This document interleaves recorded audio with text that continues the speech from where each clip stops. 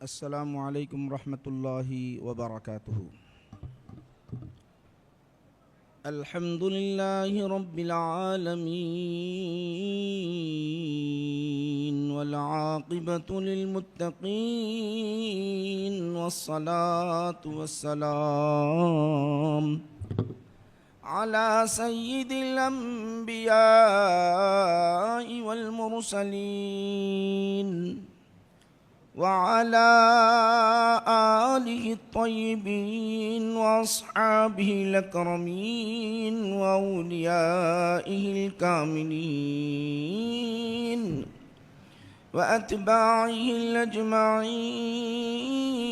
أما بعد فأعوذ بالله من الشيطان الرجيم۔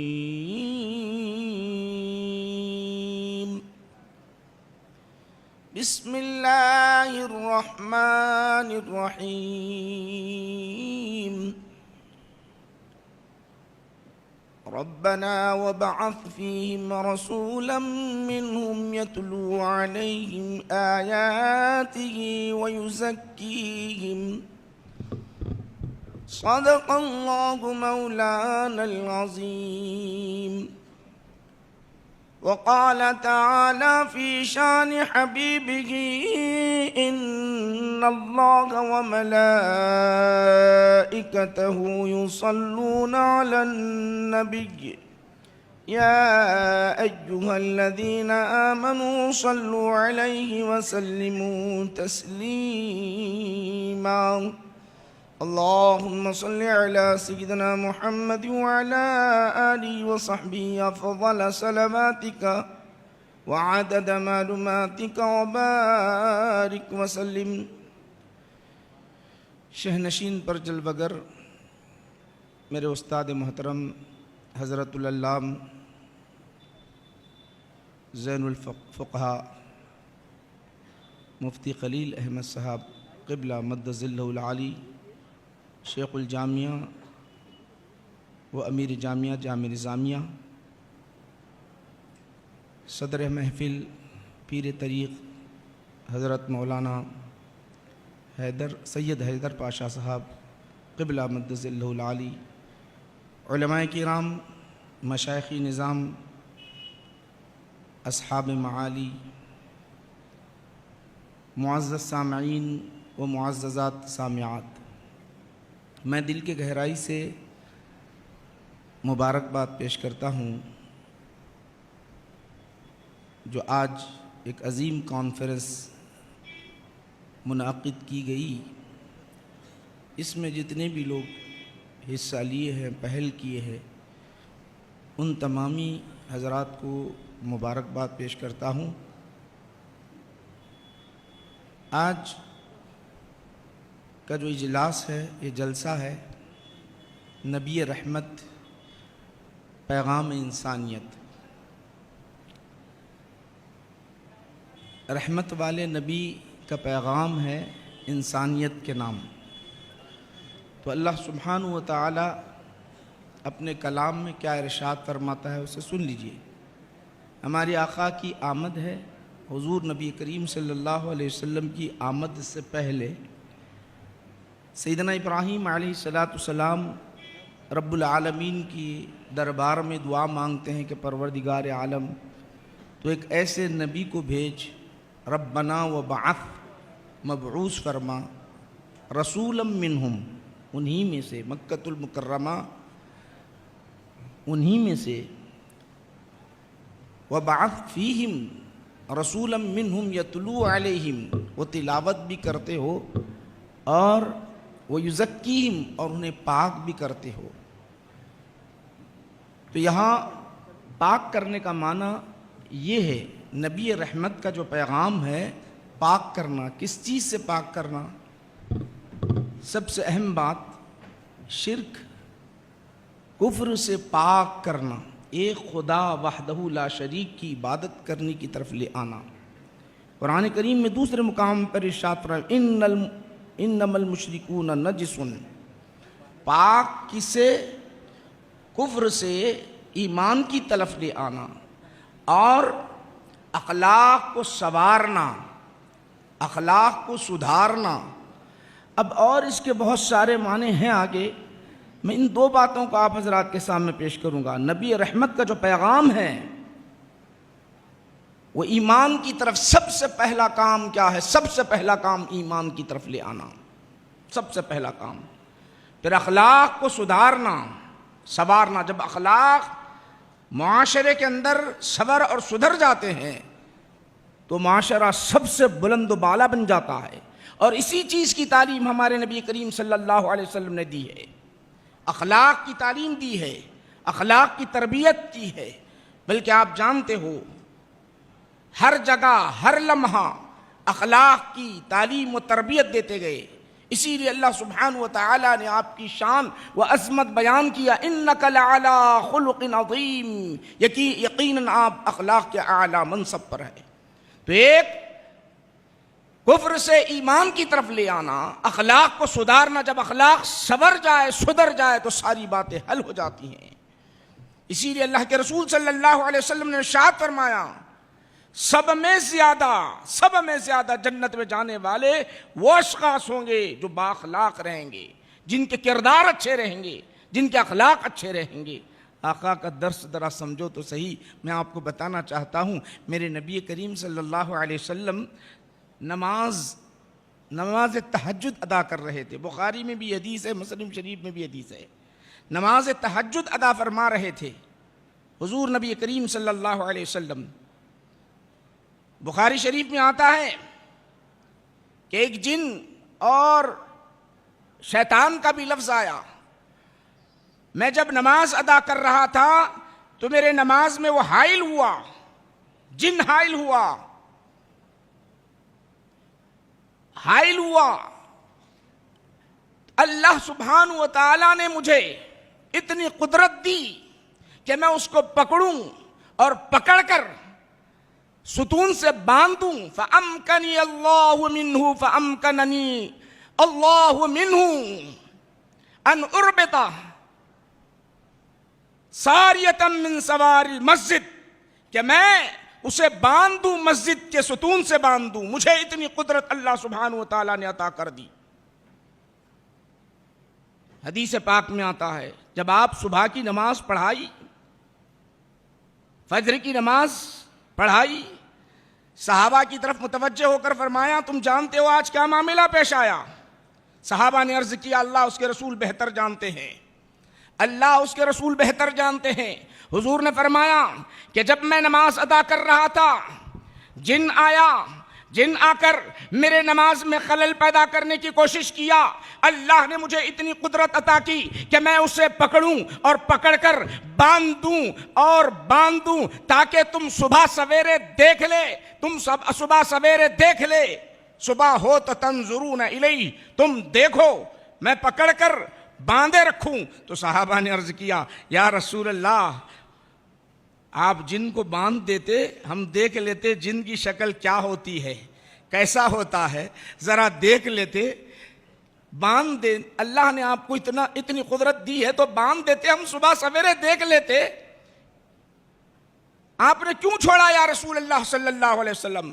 آقا ارشاد فرماتے ہیں، میں نے جن کو صرف اس لیے چھوڑ دیا، دیکھو میں رات میں باندھ دیتا تو تم صبح سویرے دیکھ لیتے جن کو. صحابہ اشتیاق میں کہنے لگے، یا رسول اللہ، ہم نے جنوں کی خوبیاں تو سن لی، جنوں کی باتیں تو سن لی، لیکن ہم نے اپنی نگاہوں سے دیکھا ہی نہیں. کم سے کم دیکھ لیتے یا رسول اللہ، آپ باندھ دیتے ہم دیکھ لیتے. تو آقا نے ارشاد فرمایا، میں نے اس لیے چھوڑا ہوں، میں نے اسے اس لیے چھوڑا کہ میرے بھائی سلیمان علیہ السلام کی دعا مجھے یاد آئی. حضرت سلیمان علیہ السلام نے دعا کی، ربی حب لی ملکا لا ينبغی لأحد من بعدی دکھا دی۔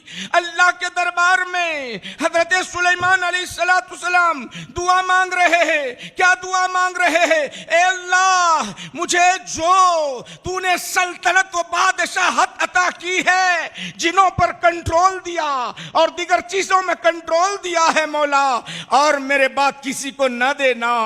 قربان جائے میرے نبی کی عظمت پر، قربان جائے میرے نبی کی عظمت پر۔ حضرت سلیمان علیہ السلام دعا کر رہے ہیں، اے اللہ مجھے جیسی حکومت دی میرے بعد کسی کو نہ دینا۔ اللہ نے وہ دیا، باندھے رکھا، اس کو باندھا لیکن چھوڑ دیا، اس لیے کہ حضرت سلیمان علیہ السلام کی دعا یاد آ گئی ہے۔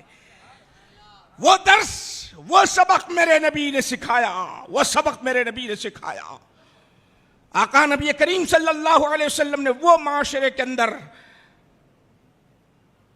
وہ مسلمانوں کو درس دیا، دیکھو خیال کرنا اپنے بھائیوں کا، علم مل جائے، دولت مل جائے، منصب مل جائے، عہدہ مل جائے، بھول نہ جانا، اپنے بھائی کا خیال کرنا۔ یہ درس میرے نبی نے سکھایا۔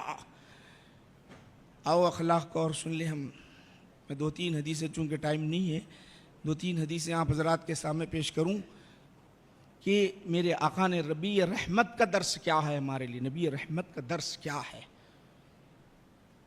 حضور نبی کریم صلی اللہ علیہ وسلم ارشاد فرماتے ہیں، بخاری شریف میں آتا ہے، اريد ان اطول فیہ، حضور ارشاد فرماتے ہیں کبھی ہوتا یہ ہے کہ رب کی یاد میں جب میں گم ہو جاتا ہوں، جب پڑھتا ہوں کلام الہی یتلو علیہم، اور یہ قرآن وہ ہے جس کی حفاظت کی ذمہ داری، یاد رکھو یہاں پر اچھی طرح ذہن میں رکھ لو، انا نحن نزلنا الذکر وانا لہ لحافظون، یقیناً ہم نے قرآن کو اتارا اور اسی کے محافظ ہم ہیں، اس کے خیرت کے محافظ، اس کے تحریر کے محافظ، ہر چیز کے محافظ ہم ہیں۔ جب اللہ حفاظت کرنے والا ہے تو اس میں کوئی نقص اور کوئی عیب نہیں، یاد رکھو، کوئی عیب اور اس کے اندر نقص نہیں ہے۔ نعوذ باللہ، ایسی جو فکر رکھتے ہیں وہ مسلمان باقی نہیں رہتے۔ یتلو علیہم، تو اللہ کے رسول صلی اللہ علیہ وسلم ارشاد فرماتے ہیں، میں قرآن کریم کی تلاوت طویل کرنا چاہتا ہے۔ رب کائنات کے دربار میں جب نماز پڑھنے کے لیے کھڑا ہو جاتا، امامت کرنے کے لیے جب کھڑا ہو جاتا، من چاہتا، دل چاہتا، ان اطولا، میں طویل کروں نماز، فیہا، اس کے اندر قرأت طویل کر لوں، ارادہ کرتا، فاسمع بکاء الصبی، جب میں سنتا ہوں کسی پیچھے بچے کی رونے کی آواز، ایک بچے کی آواز سنتا ہوں، ابتدا میں سن لو، ابتدا میں ہوتا یہ، اللہ کے رسول صلی اللہ علیہ وسلم نے ارشاد فرمایا، سارے مسلمان حاضر ہو جائیں، مسلمانوں میں ابتدا میں نماز کا طریقہ بتانے کے لیے عورتوں کو بھی داخلہ تھا، عورتیں بھی آیا کرتی مسجد میں نماز پڑھنے کے لیے، عورتیں بھی آتی طریقے نماز سیکھنے کے لیے، بچے بھی آتے۔ جب بچے کی آواز، رونے کی آواز میں سنتا ہوں اور من چاہتا ہے کہ نماز کو طویل کروں، قرأت میں طویل کروں، جب رونے کی آواز آتی ہے تو میں اپنے نماز کو اختصار کرتا ہوں، اس غرض سے اختصار کرتا ہوں، اس لیے اختصار کرتا ہوں کہیں وہ بچے کے رونے کی وجہ سے اس کے ماں کو تکلیف نہ ہو جائے، اس کے ماں کو تکلیف نہ ہو جائے۔ یہ خیال، یہ فکر اللہ کے رسول صلی اللہ علیہ وسلم نے دیا۔ یاد رکھو یہاں پر 2 باتیں ہیں، نماز حقوق اللہ ہے، یہ بچے کی رونے کی آواز سے ماں کو جو تکلیف ہوتی ہے حقوق العباد ہے، یہ حقوق اللہ اور یہ حقوق العباد تو بتلا رہے ہیں، فرضیت تو ادا ہو گئی، فرضیت ادا ہو گئی، حقوق اللہ پر حقوق العباد اتنی اہمیت کی چیز ہے۔ میں نماز طویل کرنا چاہتا ہوں لیکن حقوق العباد کو پیش نظر رکھتے ہوئے نماز کو اختصار کر دیتا ہوں۔ یہ میرے نبی نے بتایا، یہ نبی نے سکھایا۔ ابھی عظیم الشان خطاب آپ نے سنا اتحاد کے بارے میں، تو آؤ بخاری شریف کی حدیث سناتا ہوں۔ جب مسلمانوں میں اختلاف ہوتا تو اللہ کے رسول صلی اللہ علیہ وسلم کا عمل کیا ہوتا، ہمارا عمل کیا اور حضور نبی کریم صلی اللہ علیہ وسلم کا عمل کیا ہو۔ اوالی مدینہ میں دو قبیلوں کے درمیان اختلاف ہو گیا، قبیلے کے درمیان اختلاف ہو گیا۔ معلوم ہوا کہ رسول پاک علیہ الصلوۃ والسلام کو کہ یہاں اختلاف ہے، آپس میں لڑ رہے ہیں مسلمان بھائی، آپس میں لڑ رہے ہیں۔ نبیوں کے سردار کو ذرا دیکھو، آقا نبی کریم صلی اللہ علیہ وسلم کو ذرا دیکھو تو صحیح۔ آقا چاہتے تو قبیلے والوں کو بلاتے اپنے پاس، قبیلے والوں کو اپنے پاس بلاتے، جن میں اختلاف ہے ان میں صلح کراتے، جن میں اختلاف ہے ان میں صلح کراتے۔ اختلاف سن لیجئے کتنی اہمیت کے حامل چیز ہے۔ نبی کریم صلی اللہ علیہ وسلم خود تشریف لے گئے اس قبیلے کے اندر، حضور خود تشریف لے جا رہے ہیں، آقا نبی کریم صلی اللہ علیہ وسلم خود تشریف لے جا رہے ہیں۔ گئے، اختلاف تھا، دور کر دیا، خود گئے۔ چاہتے، اگر آپ چاہتے تو آپ بلا کر صلح کراتے، لیکن حضور نے ارشاد فرمایا نہیں، مجھے جانا ہے۔ جب گئے اتنی تاخیر ہو گئی، ہر روز سے زائد تاخیر ہو گئی۔ آقا نبی کریم صلی اللہ علیہ وسلم آ رہے ہیں، وہ قبیلہ چھوڑے آ رہے ہیں، ادھر سورج ہے کہ ڈوبنے کے قریب آ گیا۔ سیدنا ابو بکر صدیق رضی اللہ عنہ کے دربار میں سیدنا علی مرتضی رضی اللہ عنہ آ کر حضرت بلال رضی اللہ عنہ آ کر عرض کرتے ہیں، یا ابا بکر، آقا کی آمد میں تاخیر ہے، آپ نماز پڑھانے کے لیے آگے بڑھیں، آپ نماز پڑھانے کے لیے آگے بڑھیں۔ تو حضرت ابو بکر صدیق رضی اللہ عنہ نے فرمایا ٹھیک ہے، امامت کے لیے آگے کھڑے ہوئے ہیں۔ آقا نبی کریم صلی اللہ علیہ وسلم کی آمد ہے، پہلا ٹائم ہے، فرسٹ ٹائم ہے۔ اس حدیث کو بانی جامع نظامیہ شیخ الاسلام علیہ الرحمۃ الرضوان انوار احمدی میں لکھ کر آپ نے یہ بعد میں یہ جو تجزیہ قائم کیا، جو لکھا ہے، آپ نے فرمایا حکم پر فوقیت ادب کو ہے، حکم پر فوقیت ادب کو ہے۔ یہ دو حدیثیں لائی، یہ حدیث ذکر کر رہا ہوں میں آپ کو۔ اختلافات کو دور کرنے کے لیے قبیلے میں گئے، جا کر صلح کی، صلح کرانے کے بعد آنے کے بعد صحابہ نے کیا کیا جانتے ہو؟ تالیاں بجانا شروع کر دی۔ حضور کی آمد پر اطلاع دینے کے لیے ابو بکر صدیق رضی اللہ عنہ کو تالیاں بجاتے گئے۔ آقا نماز کے اندر اسی طرح صفوں کو چیرتے ہوئے آگے بڑھ رہے ہیں، قریب ابو بکر کے قریب آئے، اشارے سے فرمایا اے ابو بکر۔ حضرت ابو بکر نے دیکھ لیا کہ آقا تشریف لائے ہیں، تو ابو بکر صدیق رضی اللہ عنہ پیچھے ہٹنے لگے۔ تو آقا نبی کریم صلی اللہ علیہ وسلم نے فرمایا ذرا آگے بڑھ کر تم امامت کر لو، اشارے سے فرمایا۔ لیکن سیدنا ابو بکر صدیق رضی اللہ عنہ اسی وقت دربار الہی میں ہاتھ اٹھاتے ہیں، اٹھا کر عرض کرتے ہیں مولا کریم تیرا شکر ہے، نبیوں کا سردار مجھے آج قوم کا امام سمجھا ہے۔ شکر ادا کرنے کے بعد پیچھے ہٹتے ہیں۔ آقا نبی کریم صلی اللہ علیہ وسلم آگے بڑھے، نماز پڑھائی، قوم کی امامت فرمائی۔ پھر سیدنا ابو بکر صدیق رضی اللہ عنہ سے فرمایا اے ابو بکر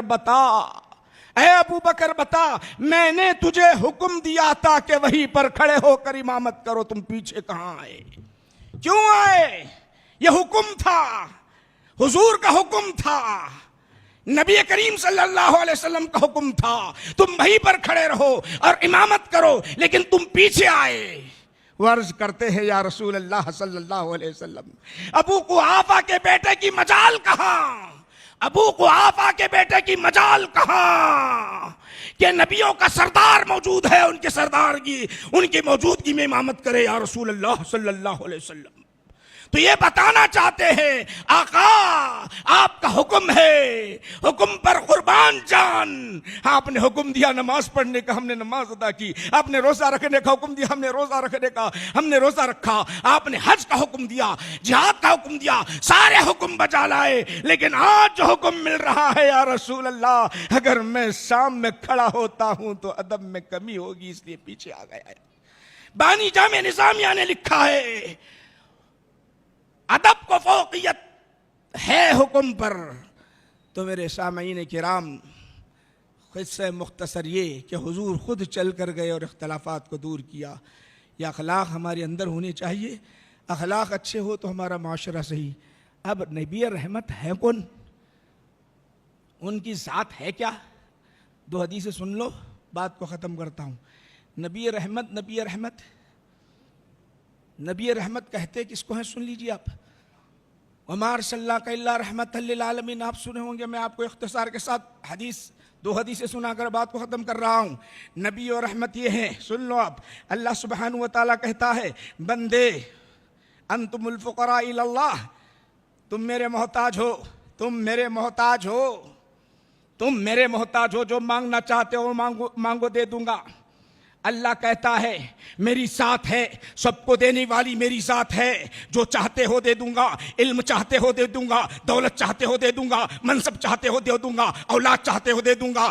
جو چاہتے ہو دے دوں گا. اولاد کی تربیت چاہتے ہو دے دوں گا، منصب چاہتے ہو دے دوں گا.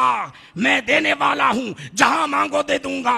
مانوی میں مانگو دے دوں گا، مکہ میں مانگو دے دوں گا، مدینہ میں مانگو دے دوں گا، حیدرآباد میں مانگو دے دوں گا، رات میں مانگو دے دوں گا، دن میں مانگو دے دوں گا. جب مانگو دے دوں گا. ہاتھ اٹھاؤ، دعا تو کرو، مانگو میں دے دوں گا. مگر شرط یہ ہے دعا کرنے سے پہلے میرے نبی کا نام لو، درود بھیجو، جب دوں گا، ورنہ نہیں تو نہیں دوں گا.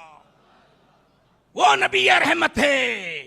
ترمذی شریف جلد اول کتاب الصلاۃ، اللہ کے رسول ارشاد فرماتے ہیں ان الدعاء موقوف بین السماء والارض لا يصعد منه شيء حتى تصلي على نبيك.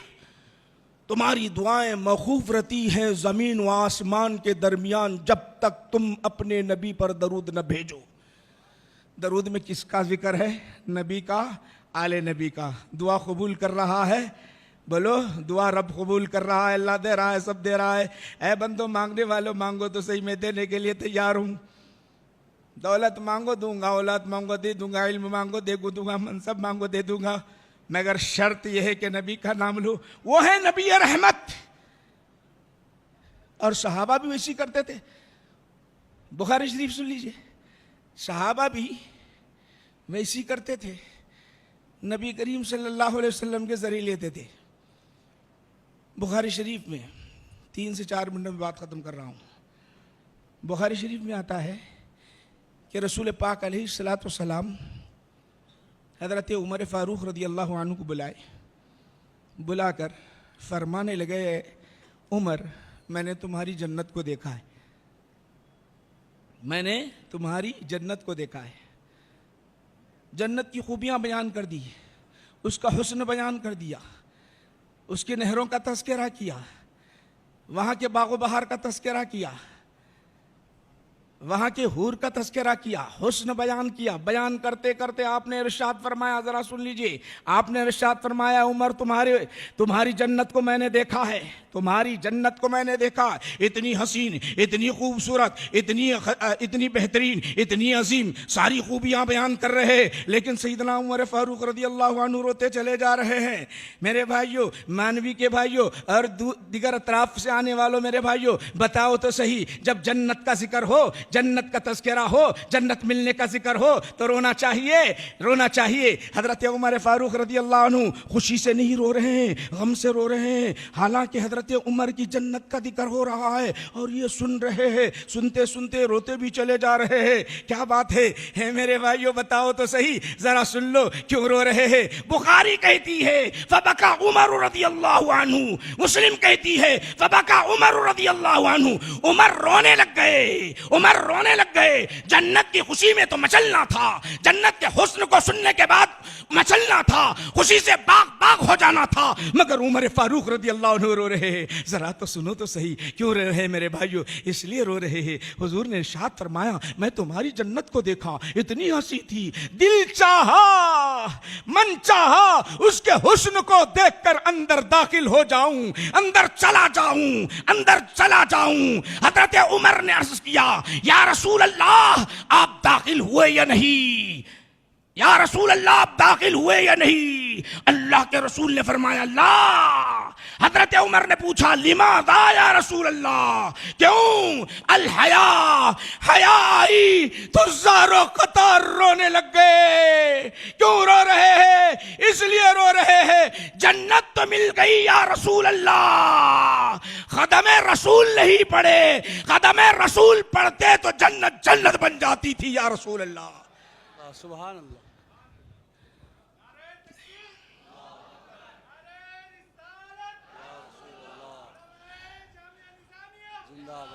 وہ نبی رحمت ہے. اللہ تعالیٰ نبی رحمت کو ایسا بنایا اور ہمارے درمیان بھیجایا.